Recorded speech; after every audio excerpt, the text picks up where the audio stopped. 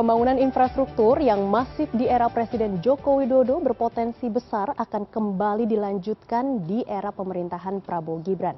Namun ada sejumlah tantangan yang juga perlu diantisipasi guna mendukung perekonomian nasional melalui pembangunan infrastruktur. Dan untuk membahasnya sudah bergabung bersama kami di Studio 2 CNN Indonesia Bapak Laude Safiul Akbar, Sekjen Gabungan Pelaksana Konstruksi Nasional Indonesia atau GAPENSI. Selamat pagi Pak Laude, bagaimana kabar Anda? Baik Mbak Megi. Iya, langsung saja kita ke tema utama kita hari ini, konstruksi nasional ya. Apa pendapat Anda mengenai kinerja Kementerian PUPR selama 1 dekade terakhir? Apakah sesuai dengan harapan, Pak Laude?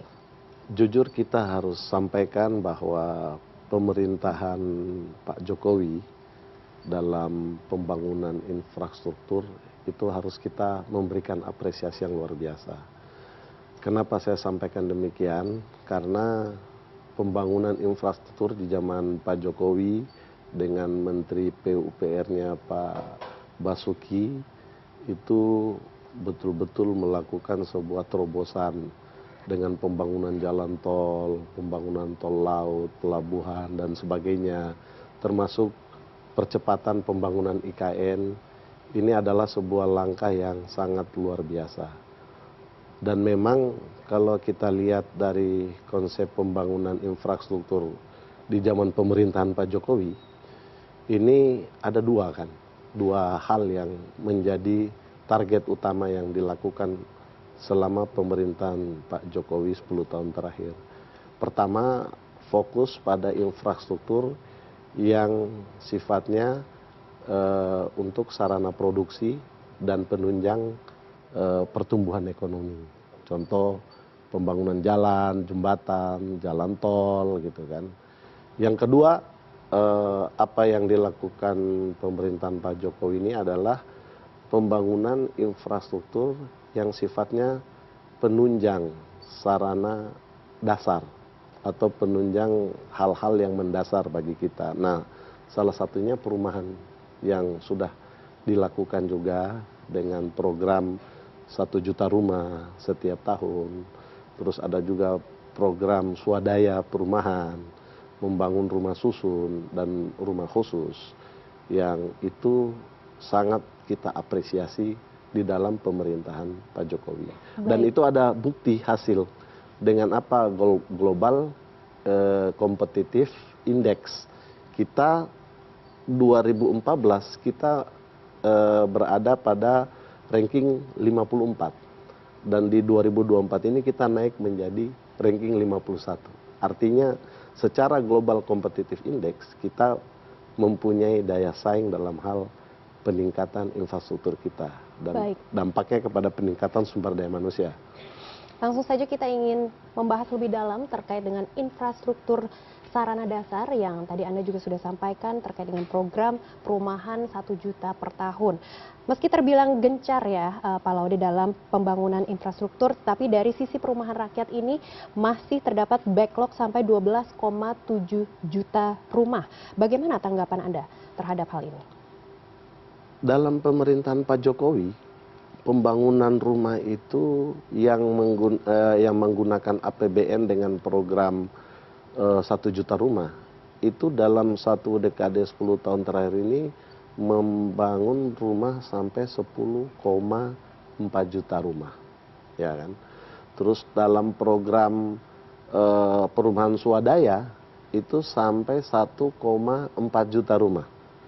Ada juga pembangunan rumah susun kurang lebih 40 ribuan dan pembangunan rumah khusus kurang lebih 40 ribuan tadi khusus, kalau rumah susun sampai 70 ribuan. Artinya apa? Dalam pemerintahan Pak Jokowi sebenarnya pembangunan perumahan juga sudah dilakukan dengan cukup gencar sampai 11,7 juta. Hanya memang pertumbuhan manusia kita di Indonesia ini kan sangat masif juga kan. Di satu sisi banyaknya keluarga baru yang muncul ya, terus yang tentunya ini sangat membutuhkan rumah sebagai tempat mereka untuk berdiam, Mbak. Tapi kita lihat dari aspek bagaimana apa yang sudah dilakukan pemerintahan Pak Jokowi selama 10 tahun kemarin, itu orang masyarakat Indonesia yang sudah memiliki rumah pada saat 2014 kurang lebih 79,9%. Tetapi begitu 2024 sekarang ini, masyarakat yang sudah memiliki rumah sudah mencapai 84,8%. Artinya ada peningkatan sampai 5%. Jadi memang dari aspek perumahan itu sudah dilakukan secara baik zaman pemerintahan Pak Jokowi. Tetapi di zaman pemerintahan Pak Prabowo ini, menurut saya sih memang harus lebih difokuskan kepada perumahan sendiri dan infrastruktur pekerjaan umum itu sendiri. Baik, perumahan dan juga infrastruktur nasional ini sebaiknya dipisah, dan melihat kondisi tersebut perlukah diadakan pemisahan kembali antara Kementerian PUPR dan juga Kemenekpera? Jika perlu, mengapa Pak? Jadi gini, saat ini yang kita butuhkan adalah detailing. Segala sesuatu itu harus detail. Kalau pekerjaan umum infrastruktur tadi yang sifatnya untuk pendukung pertumbuhan ekonomi dan sarana produksi dicampur dengan yang penunjang sarana dasar, nah ini kan nanti tidak fokus kerjanya. Nah, dengan pemisahan ini maka tentunya di situ akan terjadi focusing. Dan apalagi pemerintahan Pak Prabowo ke depan fokus kepada pembangunan infrastruktur dalam rangka meningkatkan sumber daya manusia dan daya saing yang inklusif dan berkelanjutan. Jadi rasanya memang pemisahan antara Kementerian PU dan Perumahan Rakyat itu sebuah keniscayaan yang harus kita jalani ke depan. Gitu. Baik, apalagi nanti juga ada pembangunan IKN juga yang tentunya Kementerian PUPR juga akan lebih fokus ke sana. Dan jadi pemisahan tersebut menurut Anda tidak berlandaskan pertimbangan politis untuk mengakomodir kepentingan partai dan kelompok pendukung? Kalau saya lihat, pertama, kita harus tahu Pak Prabowo ini kan pemimpin yang berbasis dari tentara ya. Kalau tentara itu kan selalu berpikir strategik, terus detail, setiap melangkah itu melalui pertimbangan yang cukup matang. Di satu sisi, kebutuhan akan perumahan itu sendiri saat ini sebagaimana dicanangkan oleh Pak Prabowo akan membangun 3 juta rumah dalam 5 tahun ke depan. 2 juta untuk pedesaan, 1 juta untuk perkotaan.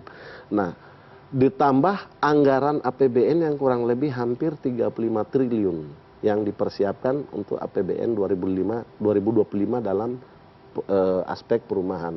Maka rasanya pemisahan ini sesuatu yang sangat harus dilakukan sehingga Kementerian Perumahan itu betul-betul bisa fokus mengerjakan kepada apa yang menjadi target pemerintahan Pak Prabowo untuk menyediakan rumah sampai 3 juta.